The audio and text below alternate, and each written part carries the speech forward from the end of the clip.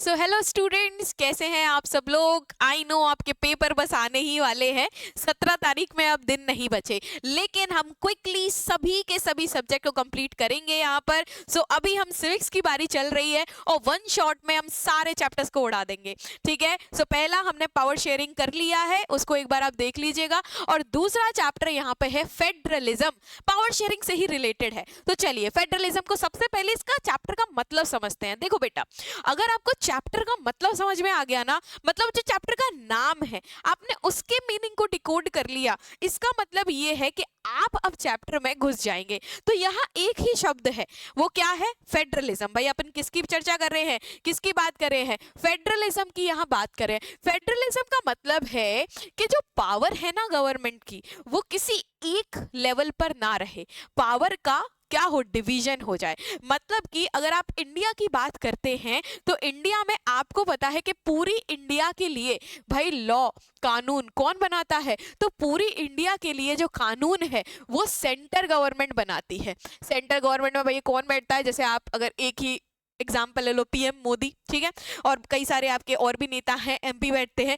तो पीएम मोदी और प्रेसिडेंट से याद रहेगा भाई ये सेंटर गवर्नमेंट है और ये पूरी इंडिया के लिए लॉ बनाती है। पर इसमें इंडिया के अंदर भी कई सारी स्टेट्स हैं, जैसे मध्य प्रदेश है, जैसे महाराष्ट्र है, छत्तीसगढ़ है, झारखंड है। इन स्टेट में भी अपनी गवर्नमेंट होती है जिसको स्टेट गवर्नमेंट कहते हैं, और वो स्टेट के लिए लॉ बनाती है। स्टेट गवर्नमेंट है, पर स्टेट गवर्नमेंट पे भी रुकती नहीं है गाड़ी। आपके वार्ड में, मतलब आप जिस भी गली मोहल्ले में रहते हैं वहाँ वार्ड होते हैं, ठीक है, वहाँ परिषद होती है, चुनाव होते हैं। अगर आप किसी गांव में रहते हैं, गांव में देखते हैं तो सरपंच होते हैं, ठीक है, यहाँ पंचायत होता है। तो भाई लोकल गवर्नमेंट है, इसके अंदर भी लोकल गवर्नमेंट होती है। तो यही फेडरलिज्म है, पावर को डिवाइड कर देना, पावर को एक हाथ में नहीं रखना। मान के चलो ये सब कुछ भी ना हो, पावर शेयरिंग, सिर्फ और सिर्फ पावर हमने किसके पास रख दी? सिर्फ सेंटर के पास पावर है, तो भाई नीचे लेवल पे अच्छे से काम नहीं हो पाएगा। ठीक है, तो ये क्या है, जब सेंटर के पास ही सिर्फ अकेली पावर है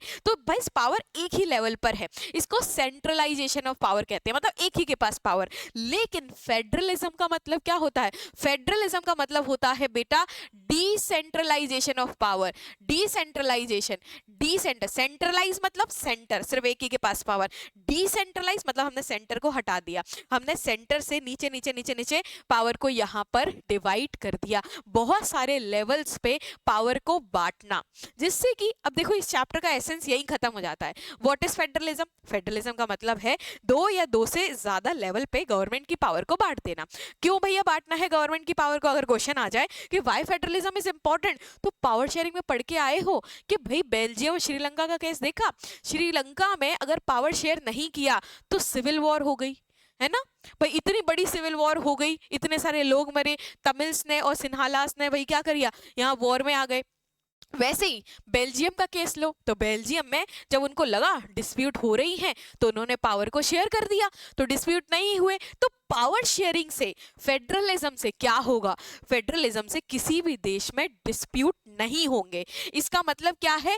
तो फेडरलिज्म का वही मतलब है कि आपने एक लेवल से थोड़ी सी पावर दूसरे लेवल पे दे दी, तो दूसरा लेवल भी इंडिपेंडेंट बन गया और अब वो अपने डिसीजन खुद ले सकता है, तो वो क्या है? ऑटोनॉमस है। तो यहाँ शब्दों पर ध्यान देना है क्योंकि पेपर में अपन को शब्द ही यहाँ पे लिखने हैं। तो चलिए डेफिनेशन से भी देख लेते हैं। इसको आपको क्या करना है, स्क्रीनशॉट ले लो और इसको पढ़ो आप, ठीक है। तो क्या है भैया फेडरलिज्म? कि जो आपका चैप्टर है जिसका पूरा नाम ही फेडरलिज्म है, इसका मतलब क्या है कि एक सिस्टम ऑफ गवर्नमेंट है। क्या है भाई? गवर्नमेंट का एक ऐसा सिस्टम है जहां पर पावर इज डिवाइडेड, पावर को बांटा जाता है किसके बीच में? Central authority and various constituent. अब देखो जरूरी नहीं किसी भी चीज में सेंटर से पावर आपने स्टेट को दे दी, किसी भी, जैसे अगर हम पाकिस्तान की बात करें तो पाकिस्तान में ऐसे स्टेट्स नहीं होती हैं, पाकिस्तान में प्रोविंसेस होते हैं, उनको प्रोविंस कहते हैं, वहां आपने पावर बांट दी, लोकल पे पावर बांट दी, तो आपने बस गवर्नमेंट में पावर को बांट दिया किसी भी लेवल पे। जैसे सपोज दैट मैंने एक स्कूल खोला, या एक कोचिंग खोली, तो मैंने वहां पर सारी पावर अपने हाथ में नहीं रखी, मैंने यहाँ पावर को बांट दी कि भाई अकाउंटिंग रिस्पॉन्सिबिलिटी में जितनी भी फीस आएगी किसी को दे दी, रिसेप्शन की रिस्पॉन्सिबिलिटी किसी को दे दी। तो यही फेडरलिज्म है कि पूरा सेंटर से, सेंटर कुछ भी हो सकता है, सेंटर मतलब जो सबसे ऊपर है, तो वो आपके पापा भी हो सकते हैं सेंटर में ऊपर, किसी कोचिंग के डायरेक्टर या स्कूल के डायरेक्टर भी हो सकते हैं, या आपकी नॉर्मल क्या भी हो सकती है, आपकी नॉर्मल गवर्नमेंट में ऊपर पीएम भी हो सकता है, प्रेसिडेंट, सेंटर गवर्नमेंट हो सकती है। तो जब सेंटर पे, क्योंकि हर इंस्टीट्यूशन में एक जना ही होता ना जो उसको खोलता है, तो उसके पास सारी पावर है, तो मैंने क्या, अगर वो किसी को पावर नहीं दे रहा तो ये फेडरलिज्म नहीं है। लेकिन जब मुझे अच्छे से काम करना तो मैंने पावर सबके बीच में बांट दी, तो इसको क्या कहते हैं, इसको फेडरलिज्म कहते हैं। तो मतलब हो सकता है आप both level of the government are independent. अब आपने जिन लेवल्स में पावर को बांटा है, जैसे सपोज दैट आपको लोकल नहीं बनाना, आपने सिर्फ सेंटर गवर्नमेंट बनाई, ठीक है, और सेंटर से पावर उठा के किसको दे दी, स्टेट गवर्नमेंट को दे दी। तो अब ये दोनों ही इंडिपेंडेंट है।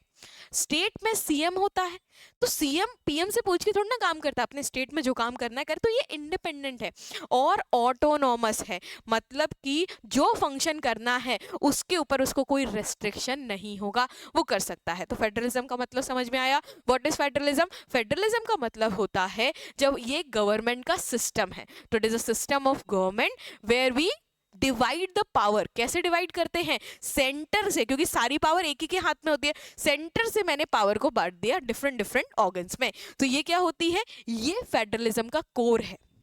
अब फीचर्स ऑफ फेडरलिज्म की बात कर लेते हैं। फेडरलिज्म का फीचर क्या है? तो जब भी पावर शेयर दिखेगा कि भाई अगर बात करो नॉर्थ कोरिया की, वहां सारी पावर किम जोन के पास है, तो फेडरलिज्म होगा? नहीं होगा। ठीक है, तो अगर इंडिया की बात करो तो हाँ भाई यहाँ पे सेंट्रल गवर्नमेंट भी है, स्टेट गवर्नमेंट भी है, लोकल गवर्नमेंट भी है, तो हमारे यहाँ फेडरलिज्म है। तो फेडरलिज्म का फीचर क्या हुआ पहला? जब 2 और मोर लेवल पे पावर को डिवाइड किया गया, जब 2 या 2 से ज्यादा, अब आपको याद करने की जरूरत नहीं है, आप खुद बना लो फीचर कि जब 2 या 2 से ज्यादा लेवल पर मैंने यहाँ पावर को शेयर कर दिया, तो वो क्या हुआ, एक बहुत जरूरी फीचर हो गया।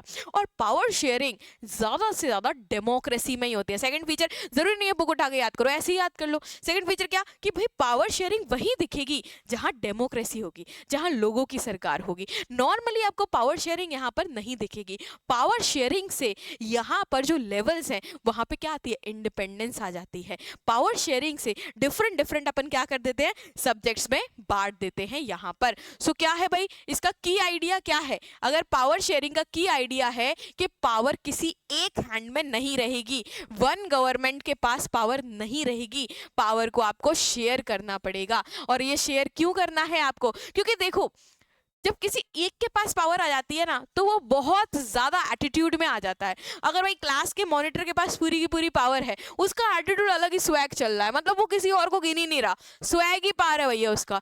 तो क्या पावर इसीलिए डिवाइड होनी चाहिए। जैसे कि किम जोन के पास अगर ही पावर है तो वो उसका मिसयूज भी करेगा। तो इसीलिए वाई फेडरलिज्म इज इंपॉर्टेंट, क्योंकि पावर का मिसयूज नहीं होता, फेडरलिज्म से पावर का मिसयूज नहीं होता और एक बैलेंस बना रहता है। सारी पावर बड़े भाई या बड़ी बहन के पास है, सारी अथॉरिटी, आपको बोलने का भी हक नहीं है। उस पावर का मिसयूज भी करेगा फिर बड़ा भाई बड़ी बहन। इसीलिए फेडरलिज्म जरूरी है। क्यों जरूरी है? जिससे एक बैलेंस बना रहे। क्यों जरूरी है? जिससे मिसयूज ना हो। सो ये इंपॉर्टेंट है। अब क्वेश्चन आए यार, क्वेश्चन में क्या ही है, कर दोगे इसमें, ठीक है। अब फेडरलिज्म यहाँ पर, फेडरलिज्म के कुछ फीचर्स पढ़ लेते हैं। आपके एनसीईआरटी में जो फीचर जो मैं आपको बता रही थी, फीचर्स मतलब उसकी विशेषता क्या है। जब आप फेडरलिज्म की डेफिनेशन देखते हो तो आपको क्या फीचर दिखते हैं? पहला फीचर है कि पावर कभी एक हाथ में नहीं होती, 2 और मोर लेवल पे पावर डिवाइडेड है। तो भैया आ जाए पेपर में, कौन रोक रहा है आपको लिखने से? तो फर्स्ट फीचर क्या है? 2 और मोर लेवल पे गवर्नमेंट की पावर को हमने डिवाइड किया। देखो कई कई जगह पे सेंटर गवर्नमेंट के पास पावर होती है, स्टेट के पास होती है। इंडिया में लोकल में भी पावर है, लोकल के नीचे भी, मतलब अपन ने क्या कि कितना डिस्ट्रीब्यूशन किया हुआ है पावर का, छोटे छोटे लेवल पे अपन ने बांट दी है पावर को। तो ये क्या है? तो ये है कि भाई 2 लेवल भी हो सकते हैं और 2 से ज्यादा भी हो सकते हैं। ये एक इंपॉर्टेंट फीचर है। लोकल, लेकिन लोकल कुछ फेडरेशंस में ही होता है, मतलब कि कुछ ही ऐसे कंट्रीज हैं जहां लोकल पावर होती है, अदरवाइज सेंटर और स्टेट के बीच में ही पावर का डिवीजन होता है। अगला, डिवीजन ऑफ पावर, कि भाई सबसे पहले तो पहला फीचर क्या है फेडरलिज्म का? आपने लेवल्स बना दिए। अब इन लेवल्स में किसको कितनी पावर देनी है? भाई सेंटर के पास थोड़ी ज्यादा पावर होगी।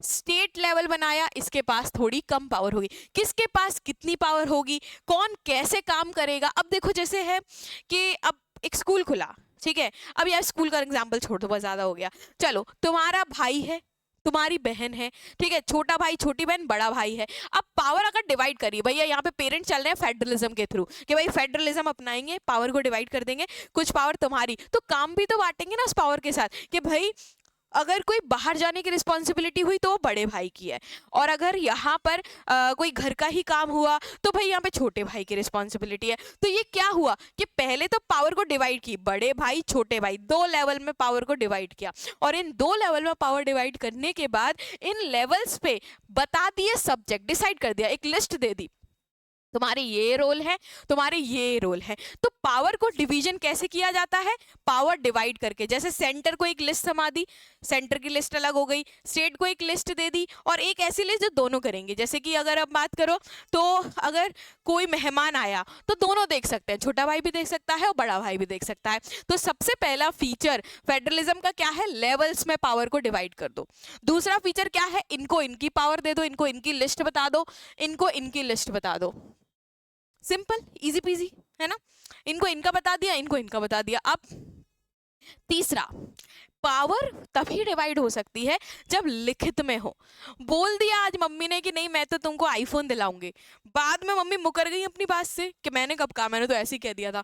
लिखित में जरूरी है बेटा हर चीज। तो फेडरलिज्म तभी हो पाएगा जब रिटन कॉन्स्टिट्यूशन है, तो कोई डिस्प्यूट नहीं होगी। जैसे सपोज दैट कि जैसे अगर हम बात करें तो जैसे मैं मध्य प्रदेश से हूँ, तो मध्य प्रदेश में सीएम है, उसके पास पावर है, और इंडिया के मोदी जी पीएम है, उनके पास पावर है। अब यहाँ पर कॉन्स्टिट्यूशन में हमने पावर को डिवाइड कर दिया, लिस्ट बना दी कि मोदी जी का काम है एजुकेशन को देखना, सपोज दैट, और यहाँ पर सीएम का काम, सेंटर गवर्नमेंट का काम क्या है, तो सेंट्रल गवर्नमेंट का काम या एजुकेशन को देखना है, स्टेट गवर्नमेंट का काम देखना है अल्कोहल। लेकिन यहाँ मोदी जी अल्कोहल देखने लगे कि भाई यहाँ अल्कोहल बैन करो, यहाँ अल्कोहल बैन करो, तो क्या होगा, तो यहाँ रिटर्न जरूरी है। देखो भैया इस कॉन्स्टिट्यूशन में लिखा हुआ है, मेरा काम है ये, तुम नहीं आ सकते। तो यहाँ पर डिस्प्यूट्स को रोकने के लिए, प्रिवेंट डिस्प्यूट्स को रोकने के लिए और क्लैरिटी के लिए क्या है, यहाँ रिटर्न कॉन्स्टिट्यूशन होना जरूरी है, जिससे कि भाई पावर शेयरिंग अच्छे से डिफाइन हो। तो पहला फीचर क्या हो गया, लेवल्स होने चाहिए, 2 लेवल सबके निकलेंगे, 2 या 2 से ज्यादा लेवल होने चाहिए। दूसरा फीचर क्या हो गया, उन लेवल में भी लिस्ट में पावर को डिवाइड करो, ये फेडरलिज्म का फीचर है, पावर को ऐसे लिख के। और तीसरा क्या है, लिख कर डिवाइड करो। और चौथा फीचर क्या है, रिजिड कॉन्स्टिट्यूशन। ऐसा नहीं है कि संविधान बार बार चेंज हो रहा है, संविधान इतना टफ होना चाहिए कि कोई भी आए दिन रूल चेंज करना है, ऐसा तो नहीं हो रहा। कॉन्स्टिट्यूशन क्या है, कॉन्स्टिट्यूशन हमारी रूल बुक है, हमारी लॉ की किताब है, जिससे हमारे इंडिया का लॉ चल रहा है। ऐसा नहीं कोई भी आया और चेंज कर दिया, सेंटर ने चेंज कर दिया, स्टेट ने चेंज कर दिया। अरे संविधान इतना रिजिड होना चाहिए कि दोनों की परमिशन से चेंज हो। अगर सिर्फ बड़े भाई ही लॉ बनाते रह गए तो भाई छोटा भाई तो क्या है, छोटा भाई तो रह जाएगा, या छोटे भाई ने चेंज कर दिया कोई भी कानून, कोई भी लिस्ट, तो बड़ा भाई रह जाएगा। जब तक दोनों हाँ नहीं करेंगे तब तक कुछ नहीं होगा। तो यहाँ रिजिड कॉन्स्टिट्यूशन मतलब इजीली आपका संविधान नहीं बदले, ये भी एक फीचर है। और साथ में अगर यहाँ पर सेंटर स्टेट की लड़ाई हो जाती है तो आम आदमी तो फंस जाएगा ना, गवर्नमेंट ही लड़ रही है आपस में, अब क्या किया जाए फेडरलिज्म में। तो फिर यहाँ एक जुडिशरी होना जरूरी है, इंडिपेंडेंट जुडिशरी, मतलब कोर्ट्स होना जरूरी है जो सरकार की ना सुने, जो अपने हिसाब से डिसीजन ले। तो हमारे यहाँ सुप्रीम कोर्ट है, हाई कोर्ट है, डिस्ट्रिक्ट कोर्ट है। तो इंडिपेंडेंस, जो सेंटर स्टेट में अगर कोई भी दिक्कत आएगी तो उसको क्या करेंगे, यहाँ समझेंगे। तो व्हाट आर द फीचर क्या होगा, पहला फीचर हुआ, पहली बात तो व्हाट इज फेडरलिज्म। फेडरलिज्म का मतलब है पावर को शेयर करना, पावर को डिवाइड करना। जब पावर को आपने शेयर कर दिया, मतलब डिफरेंट लेवल्स पे पावर को शेयर कर देना, तो इसके फीचर्स क्या होंगे कि भाई जब 2 और मोर लेवल होंगे, उनके बीच में लिस्ट बनी जाएगी, उनके बीच में क्या होगा, कोई भी डिस्प्यूट नहीं होगी। अब वो डिस्प्यूट कैसे नहीं होगी, जब रिटन कॉन्स्टिट्यूशन होगा, और जब रिटन कॉन्स्टिट्यूशन के अलावा भी रिजिड कॉन्स्टिट्यूशन होना चाहिए। ऐसे नहीं लॉ आए दिन चेंज हो रहा है, दोनों की सलाह से लॉ चेंज होना चाहिए। ये एक फीचर है फेडरलिज्म का, बढ़िया ही अच्छा फीचर है। और फेडरलिज्म तभी होगा जब इंडिपेंडेंट जुडिशरी होगी और साथ में फाइनेंशियल ऑटोनॉमी होगी। ऐसा नहीं है कि भाई सेंटर ने स्टेट को पावर दे दी पर स्टेट के पास कुछ पैसा ही नहीं है, बिना पैसे के कैसे काम होगा। तो फाइनेंशियल ऑटोनॉमी भी जरूरी है। आई होप कि आपको ये समझ में आया हो व्हाट इज फेडरलिज्म। ठीक है, क्या है फेडरलिज्म। ठीक है, चलिए अब फेडरलिज्म से थोड़ा सा आगे बढ़ जाते हैं कि भाई यहाँ पर अब और भी चीज समझनी है, तो भाई आपकी एनसीईआरटी के अकॉर्डिंग ही मैंने यहाँ नोट्स प्रिपेयर किए हैं, तो आपको ये पढ़ना है। फेडरलिज्म पढ़ लिया कि हमने 2 और मोर लेवल पे पावर को शेयर कर लिया, पढ़ लिया भैया। फीचर्स भी पढ़ लिया। क्या फीचर होते हैं कि अगर आपकी कंट्री में देखना है कि फेडरलिज्म है तो इंडिपेंडेंट जुडिशरी होना चाहिए, रिटन कॉन्स्टिट्यूशन होना चाहिए। इंडिया को देख लो, 2 और मोर लेवल पे होना चाहिए, पावर शेयर होनी चाहिए, फाइनेंशियल इंडिपेंडेंस होना चाहिए स्टेट्स के पास में। क्या ये सारी चीजें इंडिया में है? सो यस भाई, ये फीचर्स हैं फेडरलिज्म के। तो ये फेडरलिज्म के फीचर हैं, तो इंडिया में फेडरलिज्म एग्जिस्ट करता है। आप पेपर में कैसा भी क्वेश्चन आ जाए, जरूरी थोड़ा ना यही भाषा लिखो, कोई भी भाषा लिख दो, बस एसेंस पता होना चाहिए। फीचर आगे तो रटने की जरूरत है क्या तुमको फीचर, कि नहीं यार अब तो रटने पड़ेंगे 2 लेवल और ये और वो। फेडरलिज्म का मतलब पता है तो क्या जरूरत है रटने की। ठीक है, चलिए अब यहाँ पर टाइप ऑफ फेडरलिज्म देखो। ज्यादातर कंट्री यहाँ फेडरलिज्म को अपनाती हैं। मतलब कि देखो, फेडरलिज्म क्यों भी जरूरी है, अपनाना क्यों ही पड़ता है यार। एक व्यक्ति या एक ग्रुप कभी भी पावर, मतलब ऐसे ना सब कुछ संभाल नहीं सकता। अगर प्रिंसिपल ने, यहाँ प्रिंसिपल है तो वो सब कुछ नहीं संभाल सकता है। यहाँ बड़े भाई भी सब कुछ नहीं संभाल सकते हैं, छोटे भाई को पावर देनी पड़ेगी। तो यहाँ थोड़ा सा ईज होने के लिए, क्योंकि काम बहुत ज्यादा होता है, तो ज्यादातर कंट्री फेडरलिज्म को अपनाती हैं। मतलब सेंट्रल गवर्नमेंट बनाती हैं, स्टेट को भी पावर देती हैं, कुछ कुछ लोकल को भी पावर देती है, इंडिया जैसी कंट्री। लेकिन इनका एक तरीका अलग होता है फेडरलिज्म का। इसीलिए फेडरलिज्म 2 प्रकार का होता है। कितने टाइप का होता है फेडरलिज्म? 2 टाइप का होता है। पहला जो टाइप है आपके फेडरलिज्म का, वो क्या है बच्चे? सो वो है कमिंग टुगेदर फेडरलिज्म। ठीक है जी, पहला टाइप फेडरलिज्म का है कमिंग टुगेदर फेडरलिज्म। इसका मतलब क्या है, जैसे कोई एक कंट्री है, ये कंट्री कैसे बनती है? कोई भी एक कंट्री स्टेट से बनती है। एक कंट्री के अंदर कई सारी स्टेट्स होती हैं, ये मिलाकर इस कंट्री को बनाती हैं। तो फेडरलिज्म का मतलब पावर शेयर। अब पावर आप कैसे शेयर कर रहे हो? या तो आप टोटली इंडिपेंडेंट कर दो सभी स्टेट्स को, अपने अपने लॉ बनाओ, रूल बनाओ, कोई किसी से मतलब नहीं है, बस एक कंट्री की तरह सब साथ में रह रहे हैं। ठीक है, या फिर आप कह दो नहीं, सारी स्टेट इंडिपेंडेंट तो है, पावर तो है, लेकिन सेंटर के पास सबसे ज्यादा पावर है। आप ऐसे स्टेट अपनी मनमानी नहीं चला सकती। पता चले यहाँ स्टेट ने मनमानी चलाई, ये स्टेट छोड़ के भाग गई कि मैं तो इंडिपेंडेंट हूं, तो भाई यहाँ पे कंट्री टूट जाएगी ना। इसीलिए पावर तो शेयर आप कैसे भी कर सकते हो। तो पावर 2 तरीके से शेयर होती है। पहला क्या है फेडरलिज्म? Coming together federalism. यहाँ पर पहला वाला ही, सभी स्टेट्स इंडिपेंडेंट होती हैं, ये बहुत इंडिपेंडेंट है अपने रूल्स बनाने के लिए, अपना कॉन्स्टिट्यूशन भी बनाने के लिए, अपने फ्लैग्स भी रख सकते हैं, बिल्कुल इंडिपेंडेंट है, लेकिन बस वो साथ में आके जुड़ी हुई हैं। ठीक है, तो यहाँ पर क्या होता है, independent state coming voluntary to form a bigger union. तो ये सारी स्टेट के पास अपनी अपनी पावर है, लेकिन इनको मजबूत बनना था, इसलिए इन्होंने एक ग्रुप बना लिया है, तो ये कंट्री बना ली है। तो जब भी सभी स्टेट के पास अपनी अपनी पावर है, लेकिन वो कमिंग टुगेदर साथ में आए हुए हैं एक स्ट्रॉन्ग ग्रुप बनाने के लिए, और कभी भी वो इसको छोड़ भी सकते हैं ग्रुप को। ठीक है, तो इसको कहते हैं कमिंग टुगेदर फेडरलिज्म। कौन सी कंट्री है भाई? तो इसमें यूएसए है, स्विट्जरलैंड है, ऑस्ट्रेलिया है, ये क्या अपनाते हैं? ये कमिंग टुगेदर फेडरलिज्म का एग्जांपल है। यूएसए क्या है? United states of America. What is United state of America? United states के सभी स्टेट्स को यूनाइट करके अमेरिका बना है। This is coming together federalism. किस लिए होता है ये? तो सिक्योरिटी के लिए, इससे ज्यादा सिक्योरिटी होती है, इकोनॉमिक स्ट्रेंथ बनती है, क्योंकि सभी इंडिपेंडेंट है तो पैसा सबके पास है, तो सब पावरफुल है, और शेयर्ड पावर, और सबके बीच में क्या है? पावर शेयर्ड है।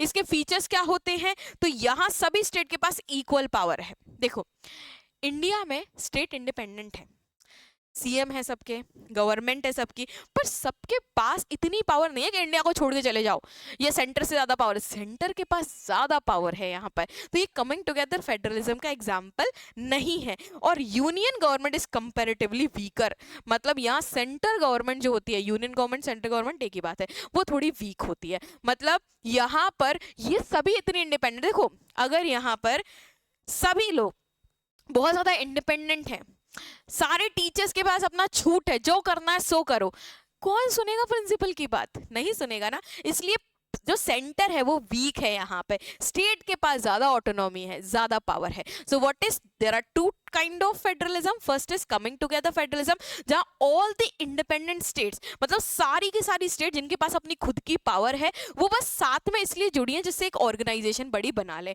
मतलब कि 5-6 टॉपर उन्होंने अपना एक ग्रुप बना लिया। क्यों बना लिया उन्होंने अपना ग्रुप? जिससे उनका एक ग्रुप बहुत पावरफुल, एक पावर उनकी यहाँ पर बढ़ जाए, लेकिन वो इंडिपेंडेंट है अपने आप में, कोई यहाँ सेंटर स्ट्रॉन्ग नहीं है। तो यूएसए हो गया, स्विट्जरलैंड हो गया, इसका एग्जाम्पल याद रखना, ठीक है।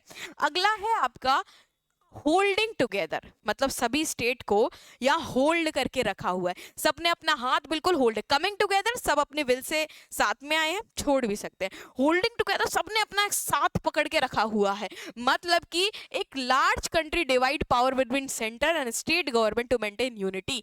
यहाँ पर क्या है, ये स्टेट तो है लेकिन इन स्टेट्स ने अपना हाथ पकड़ा है, लेकिन सेंटर गवर्नमेंट और स्टेट गवर्नमेंट के बीच में, मतलब कि सेंटर गवर्नमेंट ज्यादा पावरफुल है। ये होल्डिंग टुगेदर है, लेकिन ये इतनी इंडिपेंडेंट नहीं है कि सेंटर से अलग हो जाए। यहाँ सेंटर स्ट्रांग होता है। तो इंडिया क्या है, इंडिया हमारा होल्डिंग टुगेदर का एग्जाम्पल है। स्पेन, बेल्जियम किसका एग्जाम्पल है?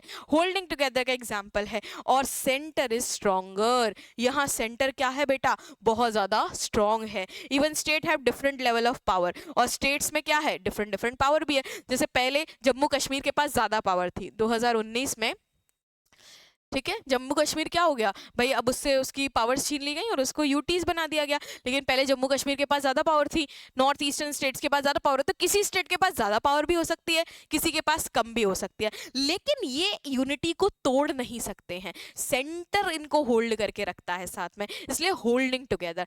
कमिंग टुगेदर सब इंडिपेंडेंट है, सबके पास इक्वल पावर है, सब साथ में आए हैं। होल्डिंग टुगेदर सेंटर के पास ज्यादा पावर है। सो इंडिया है, स्पेन है, बेल्जियम है, ये इसका एग्जाम्पल है जहां सेंटर गवर्नमेंट ज्यादा पावरफुल है। भले ही हमारे इंडिया में स्टेट गवर्नमेंट्स के पास पावर है, लेकिन तब भी सेंटर गवर्नमेंट ज्यादा पावरफुल यहाँ पर है। आई होप कि आपको ये समझ में आया हो कि भाई सबसे पहले हमने फेडरलिज्म की डेफिनेशन को समझा, फिर हमने फीचर्स को समझा कि किसको फेडरलिज्म कहेंगे, जहां 2 लेवल पे पावर हो।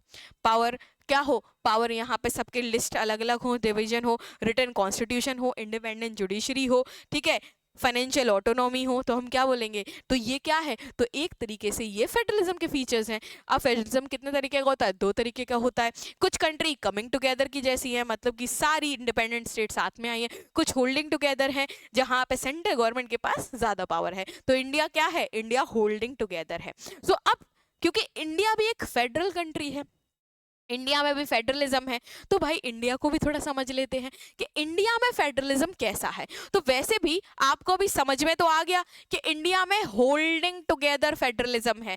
कैसे? क्योंकि सेंटर गवर्नमेंट ज्यादा स्ट्रांग है बेटा, यहां पर सेंटर से ऊपर स्टेट नहीं निकल सकती। स्टेट गवर्नमेंट इंडिपेंडेंट है, माना, स्टेट गवर्नमेंट अपनी स्टेट के लिए फैसला बना सकते हैं, लेकिन सेंटर को काट नहीं सकते। सेंटर ने जो पूरे इंडिया के लिए फैसला बना दिया, मानना पड़ेगा, तो सेंटर के पास ज्यादा पावर है। लेकिन इंडिया में फेडरलिज्म है, ये कैसे पता चलता है? हमने 2 और मोर लेवल पे बांटा हुआ है, मतलब हमारे यहाँ सेंटर, पहले तो होल्डिंग टुगेदर है, फिर फीचर्स को देख लेते हैं। तो इंडिया में फेडरलिज्म के फीचर क्या 2 और मोर लेवल पे पावर को बांटा है? तो यस, 3 लेवल पे पावर का डिवीजन है, सेंटर, स्टेट एंड लोकल। अब दूसरा फीचर्स क्या था? दूसरा फीचर क्या था फेडरलिज्म का? कि सबके पास अपने अपने सब्जेक्ट्स होने चाहिए, सबको पता होना चाहिए तुम्हारा काम क्या है। तो हमारे यहाँ सेंटर की अपनी लिस्ट होती है बेटा, जिसको सेंटर लिस्ट कहते हैं, जिसमें सिर्फ सेंटर के सब्जेक्ट है। मतलब जो सेंटर को काम करना, जैसे रेलवे है, उसका काम सिर्फ सेंटर गवर्नमेंट देखेगी। मजाल है कि स्टेट गवर्नमेंट देखे? नहीं, वो उसका काम है तो वो करेगा। जैसे स्टेट गवर्नमेंट, स्टेट के गवर्नमेंट के पास क्या है? स्टेट लिस्ट है, तो ये अपने स्टेट के काम देखेंगे, जैसे अल्कोहल, सेंट्रल गवर्नमेंट नहीं बोल सकता अल्कोहल में। और लोकल के लिए यहाँ पे कॉन्करेंट लिस्ट है, मतलब state plus local, centre plus state दोनों मिलके इसके लिए फैसला ले सकते हैं। जैसे एजुकेशन, जिस पर दोनों ही लॉ बना सकते हैं। अब तो फेडरलिज्म में का पहला फीचर, इंडिया में पहला फीचर फुलफिल हो रहा है, यस हो रहा है। 3 लेवल पे हमने गवर्नमेंट को बांट के रखा हुआ है, यूनियन, नेशनल गवर्नमेंट या सेंट्रल गवर्नमेंट कहते हैं, स्टेट गवर्नमेंट और लोकल गवर्नमेंट। ठीक है, पहले सिर्फ सेंटर और लोकल में बटा हुआ था और अपने यहाँ पर ये नहीं था, लेकिन 2000 ऑनवर्ड्स ज़्यादा, जैसे 1992 में हमारे यहाँ लोकल गवर्नमेंट का कॉन्सेप्ट आया और 2000 के बाद से ये बहुत ज़्यादा स्ट्रांग हो गया। ठीक है जी, चलिए अब इसके बाद सेकंड फीचर्स की बात कर लेते हैं। तो यहाँ पर हमारे यहाँ वही फेडरलिज्म का सेकंड फीचर क्या था, लिस्ट होनी चाहिए। तो भाई हमारे संविधान में प्रोविजन है, प्रोविजन मतलब लिखा हुआ है, प्रावधान है, रिटन में है, क्योंकि हमारा कॉन्स्टिट्यूशन रिटन है ना। तीसरा फीचर भी आ गया कि हमारा कॉन्स्टिट्यूशन रिटन है। तो फेडरलिज्म इंडिया में लिखा है कि 3 लिस्ट होंगी, एक होगी यूनियन लिस्ट, जिसको सेंट्रल लिस्ट भी कहते हैं, यूनियन लिस्ट। इसमें वो सारे सब्जेक्ट होंगे, वो सारे टॉपिक्स होंगे जो सिर्फ सेंटर गवर्नमेंट जिन पे लॉ बना सकती है। Centre government can only make law on the subjects. Okay, what are the subject? जैसे डिफेंस, मिलिट्री रिलेटेड, चाहे नेवी हो, एयरफोर्स हो, सिर्फ कौन लॉ बना सकता है इस पे? सेंटर गवर्नमेंट, सेंटर की सरकार ही यहाँ पर क्या बना सकती है? लॉ। मतलब जो आपके एमपी सांसद हैं वही यहाँ पे काम कर सकते हैं।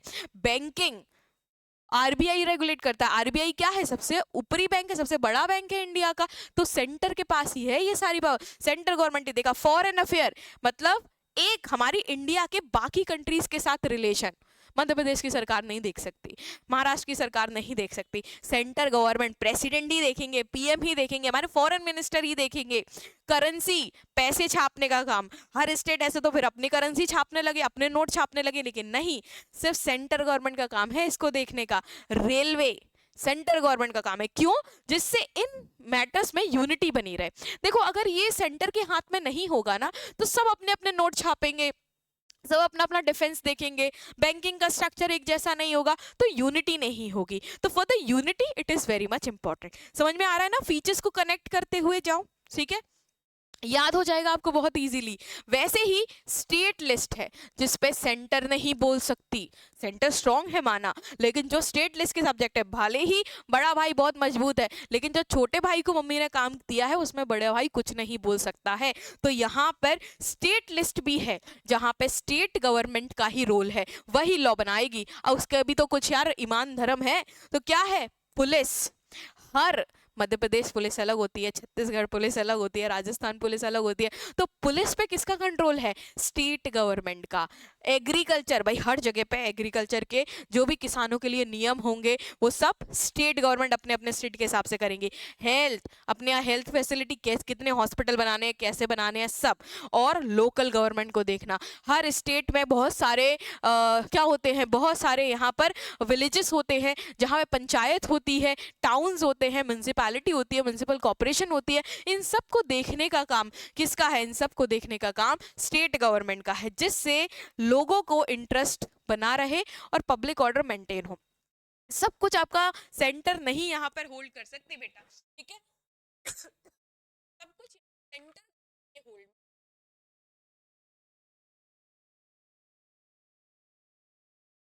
चलिए अब इसके बाद हम आते हैं कंकरेंट लिस्ट, मतलब ऐसे टॉपिक्स जिन पर centre, union government plus state government दोनों ही लॉ बना सकते हैं, ठीक है? जिन पर, क्योंकि वो टॉपिक ऐसे है ना जो स्टेट के लिए भी जरूरी है, सेंटर मतलब इंडिया लेवल भी जरूरी है। तो ऐसे टॉपिक्स आपके लिए है एजुकेशन। अब जरूरी थोड़ा ना है कि सिर्फ सीबीएसई बोर्ड सेंट्रल लेवल पे चले, एमपी बोर्ड भी है, छत्तीसगढ़ बोर्ड भी है। तो एजुकेशन एक ऐसा टॉपिक है, दोनों उस पर लॉ बना सकते हैं। फॉरेस्ट, जंगल, जंगल किसी स्टेट का नहीं होता है, या जंगल सिर्फ सेंटर लेवल पे नहीं है, भाई सभी है, तो जंगल हो गए। मैरिजेस और डिवोर्स हो गए, दोनों ही इस पे कोई ना कोई कानून। सुप्रीम कोर्ट से भी कोई कानून आ सकता है, हाई कोर्ट से भी आ सकता है, ठीक है। और ट्रेड यूनियन के भाई जितने भी हर फैक्ट्रीज होती हैं बहुत सारी हर स्टेट में, तो वहां पे जितने भी वर्कर्स होते हैं जब वो ग्रुप बना लेते हैं ट्रेड यूनियन उनको ही कहते हैं, तो वही हर स्टेट का मतलब दोनों उस पे काम कर सकते हैं, ठीक है। तो जिससे कि अगर कॉन्फ्लिक्ट हो, देखो लेकिन अगर कोई कॉन्फ्लिक्ट हो गई, स्टेट कुछ बोल रही है, सेंटर कुछ बोल रही है, तो फिर यहाँ सेंटर की सुनी जाएगी, क्योंकि बड़ा भाई कुछ बोल रहा है, छोटा भाई कुछ बोल रहा है, लेकिन बड़े भाई की सुनी जाएगी, ठीक है। बड़ा भाई बॉस है भाई, बड़े भाई की ही सुनी जाएगी। तो इस तरीके से यहाँ पर, लेकिन ये तो पावर हो गई, लेकिन इसके अलावा भी कुछ थोड़ी बहुत पावर होती है जिनको हम रेसिडुअरी पावर कहते हैं। कुछ ऐसे टॉपिक्स बच जाते हैं जो संविधान में नहीं लिखे, क्योंकि संविधान देखो कब भाई, संविधान 1949 में कंप्लीट हुआ था, ठीक है। 1950 में हमारा संविधान 26 जनवरी को लागू हो गया, पर बहुत सारे ऐसे टॉपिक्स थे जो नए नए आए, जैसे एआई अभी नया आया है, साइबर सिक्योरिटी अभी नई आई है, ये सब संविधान में लिखा ही नहीं है, तो इनको रेसिडुअरी पावर कहते हैं। जिन टॉपिक्स पे मम्मी पापा ने जिक्र ही नहीं किया, अब उनका क्या करेंगे, तो रेसिडुअरी पावर जो है, सब्जेक्ट जो आपके किसी लिस्ट में नहीं है, तो वो ऑटोमेटिकली सेंट्रल गवर्नमेंट को ट्रांसफर हो जाएंगे। जिन टॉपिक में मम्मी पापा बात करके नहीं गए, उस पर भैया संभालेगा। तो अगर कोई भी टॉपिक ऐसा है जो नहीं लिखा किसी भी लिस्ट में, तो उस पर सेंटर का ही हक होगा, क्योंकि सेंटर क्या है, बॉस बॉस होता है, ठीक है, पिताजी पिताजी होते हैं, तो उसी का हक होगा यहाँ पे। जैसे साइबर सिक्योरिटी, इंटरनेट, जैसे एआई, ठीक है, अभी एआई आ चुका है, तो इन पे किसका रोल होगा, तो इन पे सिर्फ सेंटर गवर्नमेंट का ही यहाँ पर क्या है, रोल होगा, ठीक है। चलिए, तो ये क्या है, ये फीचर्स हैं, अगर आप इसकी बात करो तो ये फीचर्स हैं। फेडरलिज्म के फीचर्स पढ़े ना, वैसे ही ये है इंडियन फेडरलिज्म के फीचर हैं। जैसे लेवल ऑफ गवर्नमेंट हमारे यहाँ 3 है, सेंटर, स्टेट और लोकल। जैसे हमारे यहाँ 3 लिस्ट बनती हैं, सेंट्रल लिस्ट, स्टेट लिस्ट और कंकरेंट लिस्ट दोनों के लिए, ठीक है। वैसे ही हमारे यहाँ रेसिडुअरी पावर है, ये भी इंडियन फेडरलिज्म का फीचर है। और एक और है लैंग्वेज पॉलिसी, हमारे यहाँ ये भी बहुत इंपॉर्टेंट है। इंडिया में 22 शेड्यूल लैंग्वेज हैं, और इंडिया में हिंदी और इंग्लिश 2 सेंट्रल गवर्नमेंट की लैंग्वेजेस हैं, क्योंकि हमारा इंडिया बहुत बड़ा है। आज की बात करो तो 1.47 करोड़ से ज्यादा पॉपुलेशन है इंडिया की, और यहाँ पर भी हर 10 किलोमीटर पर डायलेक्ट बदल जाता है, ठीक है, भाषा का बोलना बदल जाता है, इतनी सारी भाषाएं हमारे यहाँ पे। तो इसीलिए हमने यहाँ पर सेंटर में, अगर सेंट्रल लेवल का कोई भी ऑफिशियल, ऑल इंडिया लेवल का कोई भी ऑफिशियल वर्क होगा, तो हिंदी और इंग्लिश यूज की जाएगी। वैसे हमने 22 लैंग्वेजेस को यहाँ पे क्या किया है, शेड्यूल लैंग्वेज बनाया है, संविधान में लिखी हुई है कि भाई उनसे भी स्टेट लेवल पे कार्यवाही हो सकती है, ठीक है। Even state can choose their own official language, और हर स्टेट अपनी एक काम करे, ऑफिशियल लैंग्वेज मतलब काम करने की, मातृभाषा किसी को नहीं बनाया, मदर टंग किसी को नहीं बनाया, वरना डिस्प्यूट हो जाते हैं, फिर वो भाई हर कोई ना कोई बात कह रहा होता। तो यहाँ हर स्टेट अपनी ऑफिशियल लैंग्वेज चूज कर सकती है। ये फेडरलिज्म ही तो है कि पावर को आप बांट रहे हो, आप यहाँ सबको देना चाह रहे हो, भले ही सेंटर, स्टेट, लोकल कर रहे हो, लेकिन उसके बाद भी अगर लैंग्वेज के आधार पर भी आपने पावर को यहाँ बांटा हुआ है। कोई लैंग्वेज हमारे ऊपर इम्पोज नहीं की जाती, जिससे हमारी यूनिटी बरकरार है। अगर कोई एक लैंग्वेज को इम्पोज कर देते, हिंदी कर देते, साउथ वाले भड़क जाएंगे, कोई तमिल वगैरह कर दी, नॉर्थ वाले भड़क जाएंगे, नॉर्थ ईस्ट वाले भड़क जाएंगे, तो कोई यहाँ पे मदर टंग है ही नहीं। 2 ऑफिशियल लैंग्वेज हैं सेंट्रल लेवल काम करने के लिए, 22 आपकी शेड्यूल लैंग्वेज है, और हर स्टेट अपने हिसाब से अपनी एक ऑफिशियल लैंग्वेज और बना सकता है। कोई दिक्कत वाली बात नहीं, इजी, आराम का मामला है, आराम से चलने दो। अब फेडरलिज्म के फीचर देखे थे, क्या था, इंडिपेंडेंट जुडिशरी होनी चाहिए, तो इंडिया में फेडरलिज्म का फीचर है, क्या इंडिया में फेडरलिज्म है, तो इंडिया में इंडिपेंडेंट जुडिशरी भी होगी। तो इंडिया फेडरलिज्म के फीचर आए तो इंडिपेंडेंट जुडिशरी, हमारे यहाँ पर सेंटर लेवल पर सुप्रीम कोर्ट है, स्टेट लेवल पर हाई कोर्ट है, और भाई लोकल लेवल पर भी लोकल कोर्ट्स हैं कितने सारे। तो ये क्या है, ये फेडरलिज्म ही तो है। हमने यहाँ सुप्रीम कोर्ट बनाए हुए हैं। सुप्रीम कोर्ट क्यों है, जब भी अगर सेंटर स्टेट की डिस्प्यूट होगी, या स्टेट स्टेट के बीच में, 2 स्टेट मध्य प्रदेश झारखंड आपस में लड़ गया, या सेंटर स्टेट में कोई डिस्प्यूट है, तो यहाँ पर हम कोर्ट में जा सकते हैं, जिससे कॉन्स्टिट्यूशन फॉलो होता रहे। तो ये फेडरलिज्म का बहुत इंपॉर्टेंट फीचर है, और इंडियन फेडरलिज्म का भी ये काफी जरूरी फीचर यहाँ पर है।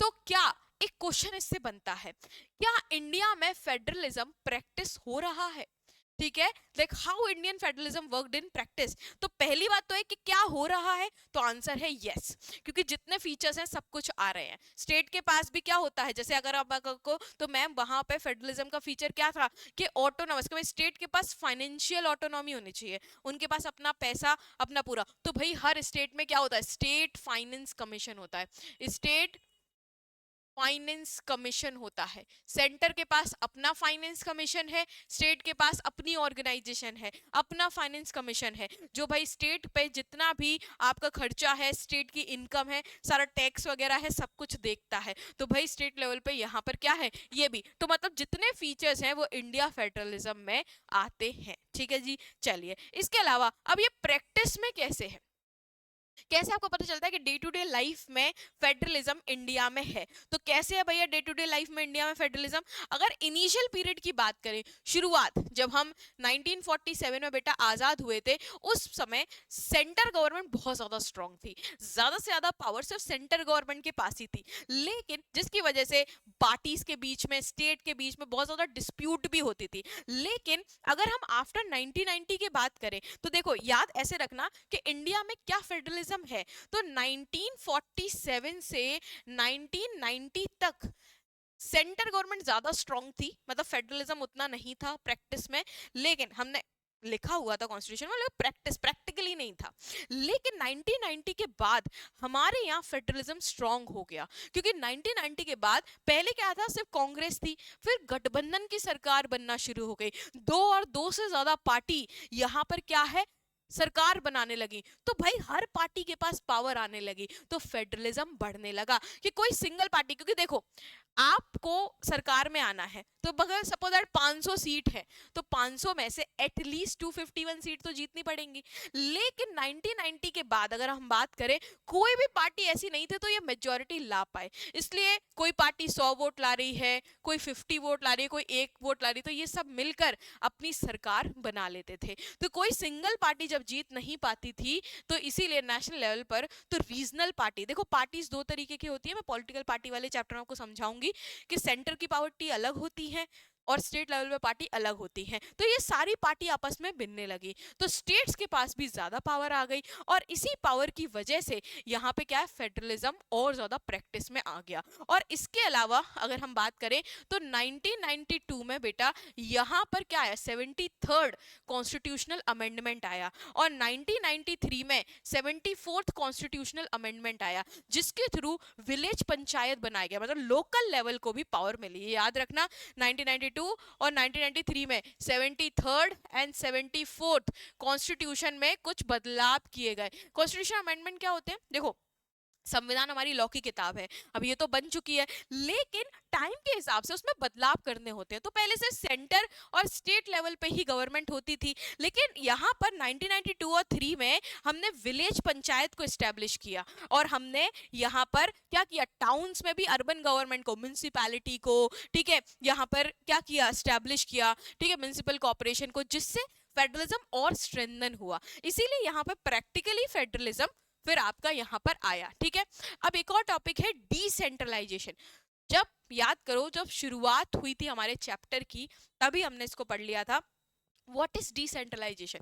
सेंट्रलाइजेशन सॉरी, सेंट्रलाइजेशन सारी पावर सेंटर के पास सुकुड़ जाना, डिसेंट्रलाइजेशन पावर को फैला देना, डिस्ट्रीब्यूट कर देना। क्या इंडिया में डिसेंट्रलाइजेशन है ना, सारी पावर सेंटर के पास थोड़ना है, स्टेट के पास भी पावर है, लोकल के पास भी पावर है।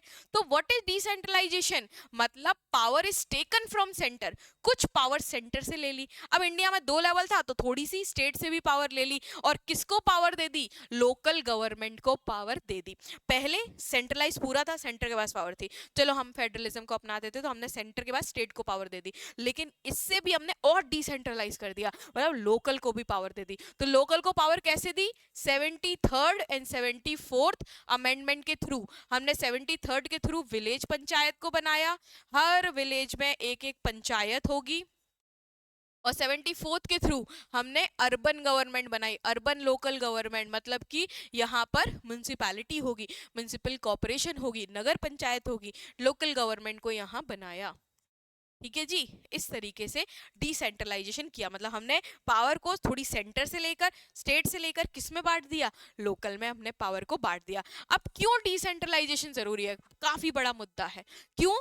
क्योंकि भाई पीएम मोदी सीधे किसी गांव में आके नहीं आ सकता। आपका कोई भी गांव है, सीधे मोदी जी गांव के डिस्प्यूट देख लेंगे। चलो फिर सेंटर से हमने स्टेट में भी पावर बांट दी, क्या सीधे स्टेट से सीएम गांव के डिस्प्यूट को देख लेगा? नहीं। लोकल सोल्यूशन के लिए, लोकल प्रॉब्लम के लिए लोकल गवर्नमेंट होना चाहिए, लोकल सोल्यूशन होना चाहिए। क्यों डिसेंट्रलाइजेशन चाहिए? लोकल पावर के लिए। People know there issue better, क्योंकि जो वहां के लोग होते हैं, जैसे भाई आपका वार्ड का पार्षद है, वो क्या है, उसको ज्यादा अच्छे से आपकी डिस्प्यूट पता होगी, ना कि आपके सीएम को पता होगी। इसीलिए, और भाई इससे डेमोक्रेसी और स्ट्रांग बनती है, और ज्यादा डीप डेमोक्रेसी यहां पर बनती है। ठीक है, तो लोकल गवर्नमेंट के फीचर्स क्या होते हैं भाई? लोकल गवर्नमेंट क्या है भाई? लोकल गवर्नमेंट वो है जहां पर 5 साल में एक बार इलेक्शन हो, जहां पर रिजर्वेशन हो, SC STs का, OBC का, इवन विमेन को कितना रिजर्वेशन दिया गया है लोकल लेवल पे? 1/3 सीट का रिजर्वेशन दिया गया है। और साथ ही स्टेट गवर्नमेंट शेयर पावर, कि भाई लोकल गवर्नमेंट के साथ स्टेट गवर्नमेंट पावर शेयर करे। जब SC ST OBC को रिजर्वेशन होगा, विमेन को रिजर्वेशन होगा, 5 साल में एक बार चुनाव होंगे, स्टेट गवर्नमेंट अपनी पावर को बांटेगी, तो इससे आपको लोकल गवर्नमेंट के फीचर्स यही होते हैं। तो लोकल गवर्नमेंट बन जाएगी, जिससे डेमोक्रेसी, और भाई ये सब हम कर क्यों रहे हैं, इतनी हम ज्यादा पंचायत कर क्यों रहे हैं? क्योंकि हमें डेमोक्रेसी को स्ट्रांग बनाना है। फेडरलिज्म से डेमोक्रेसी स्ट्रांग बनती है।